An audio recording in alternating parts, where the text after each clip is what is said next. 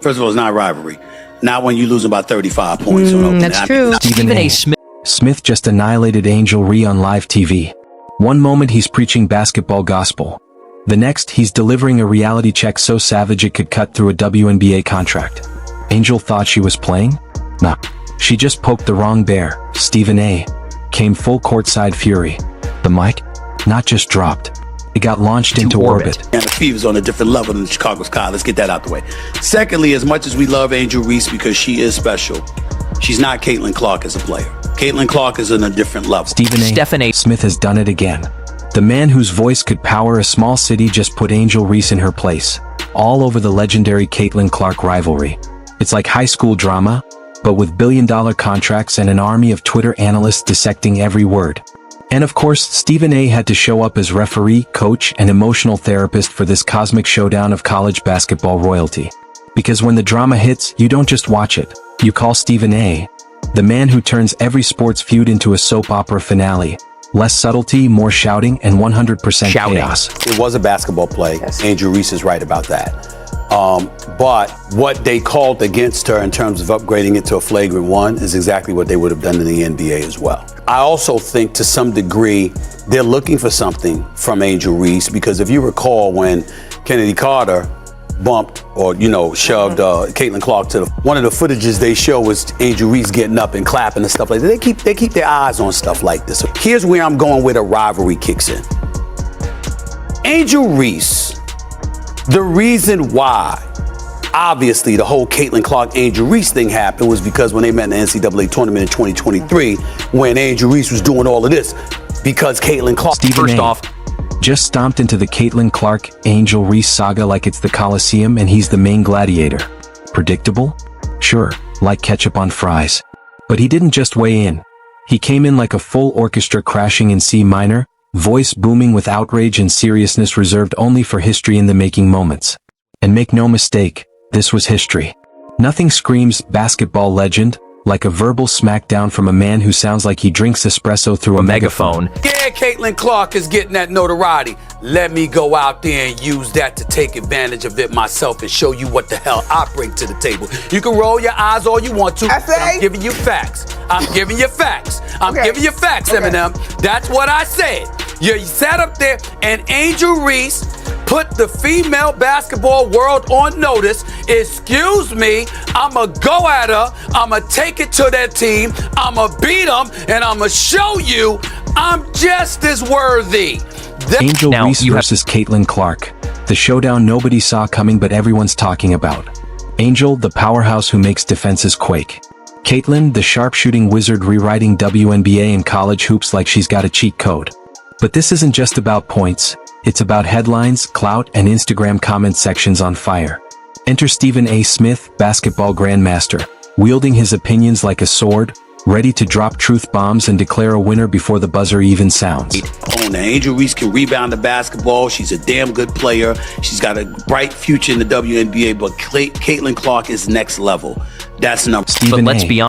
Putting Angel Reese in her place was an analysis. It was a one-man production of The Tempest, except The Tempest is his volume and the plot is pure ego.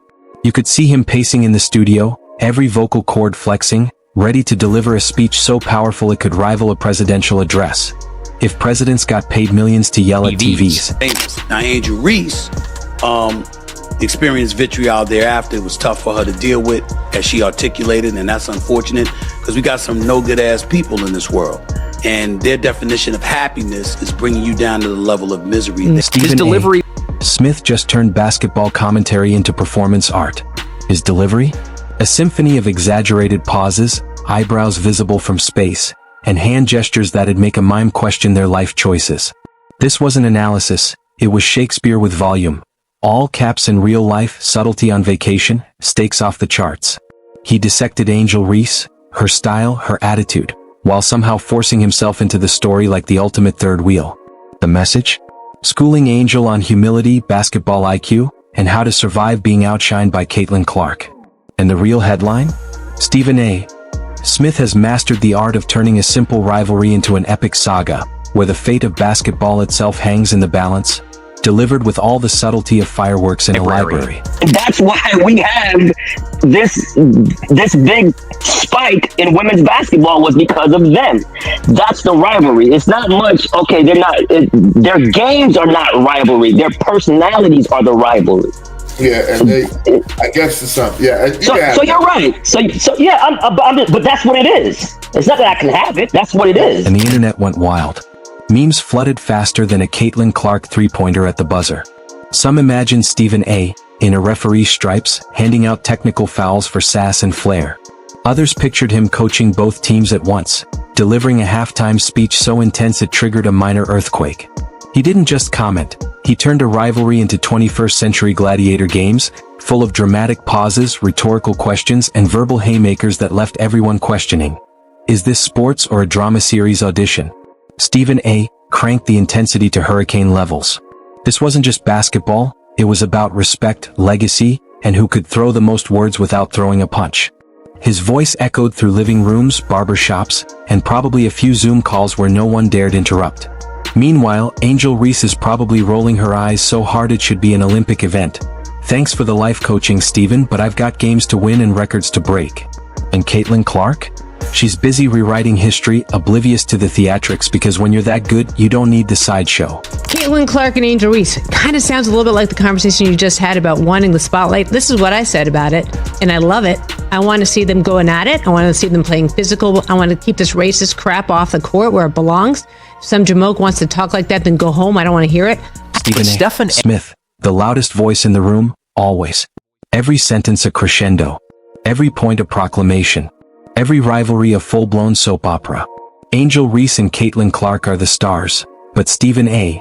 is the narrator, reminding us all to pay attention. Because without him, how else would we know how seriously to take a college basketball rivalry? Maybe the secret sauce isn't points or handles, it's who gets the biggest soundbite from Stephen A. Smith. When he steps in, the game stops being just a game. It's an event, a spectacle, a headline-grabbing moment, where every reaction matters as much as the buckets on the court. So while Reese and Clark do their thing, skill, passion, domination, Stephen A. sits in his studio throne, booming for all of us to hear. Sports aren't just points and wins. They're drama, volume, and everything Stephen A. says. And honestly, we wouldn't have it any other way. And so that's unfortunate, but in the end, the WNBA is moving upwards. Both of those young ladies are going to be incredible contributors to the product and the brand. The saga continues, and Stephen A. Smith is still the star. In his universe, every sentence is seismic, every moment an announcement of his own importance. Think you're watching a basketball rivalry? Wrong.